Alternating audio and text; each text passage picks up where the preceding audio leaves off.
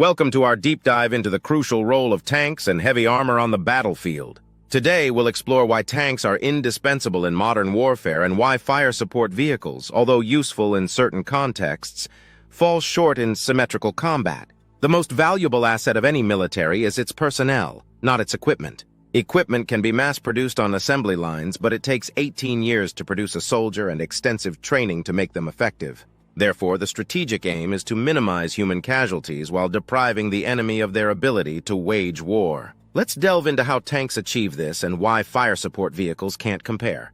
The key to winning a war strategically is minimizing your casualties. On the modern battlefield, with its extensive and powerful firepower, every unit must have a means of staying alive and not getting killed. There are several ways to achieve this. The first method is not being seen at all.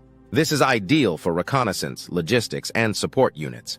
By remaining hidden, these units avoid being targeted and can carry out their tasks without risk. However, if they are seen and fired upon, they tend to suffer significant casualties. The second method is by being far away. Artillery, mortars, and some logistics units fall into this category. These units operate from a distance, reducing the likelihood of being targeted. While they are vulnerable if located, their range keeps them relatively safe. The third method is using heavy armor. This category is almost exclusively reserved for tanks. Tanks have the heavy armor needed to withstand direct hits, reducing the chance of being disabled and minimizing crew casualties if they are. They are also more likely to be repairable after being disabled. Tanks are the only units designed to survive direct frontline combat and should be the primary units in such roles. The fourth method is by being completely disposable, such as drones. These unmanned systems can take on risky tasks without risking human life. They are valuable for reconnaissance, targeted strikes, and other roles where the loss of the unit does not equate to a human casualty. With these strategies in mind, the fundamental problem with fire support vehicles is that they are designed for direct combat but lack the survivability of tanks. In symmetrical combat, where both sides have similar capabilities, fire support vehicles become death traps. They are often touted as being cheaper than tanks, but this cost advantage disappears when you consider human casualties. Human losses are a significant, often irreplaceable detriment to military effectiveness and societal morale. Fire support vehicles may be useful in asymmetrical warfare, where the enemy lacks heavy weaponry.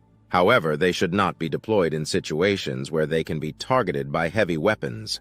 Their lighter armor makes them vulnerable, and the attrition rate of their crews would be unsustainable in high-intensity combat.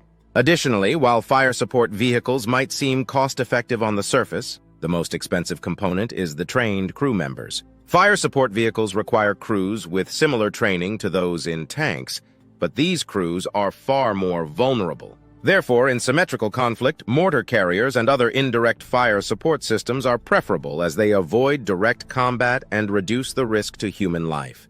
Weapons dangerous to fire support vehicles include anti-tank guided missiles, ATGMs, artillery and mortars, tank guns, rocket-propelled grenades, RPGs, autocannons, and improvised explosive devices, IEDs.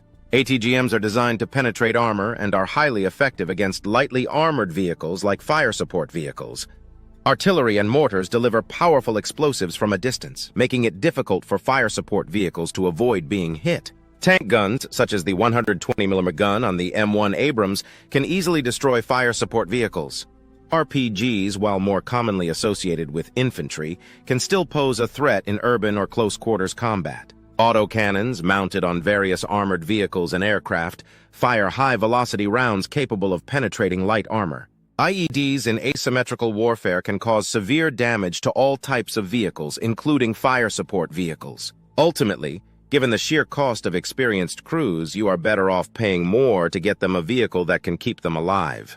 In conclusion, tanks are essential in modern symmetrical warfare because they are the only units capable of surviving direct combat. Fire support vehicles, while useful in certain contexts, cannot fulfill this role without unacceptable human costs. To minimize casualties and maintain strategic effectiveness, tanks must remain the cornerstone of frontline combat operations. If you found this analysis intriguing, don't forget to like, subscribe, and hit the notification bell for more insights into modern military strategy. Share your thoughts in the comments below about the evolving role of tanks and infantry in contemporary conflicts. Stay tuned for more episodes of Strategic Warfare, where we explore the intricate dynamics of 21st century combat. Thanks for watching.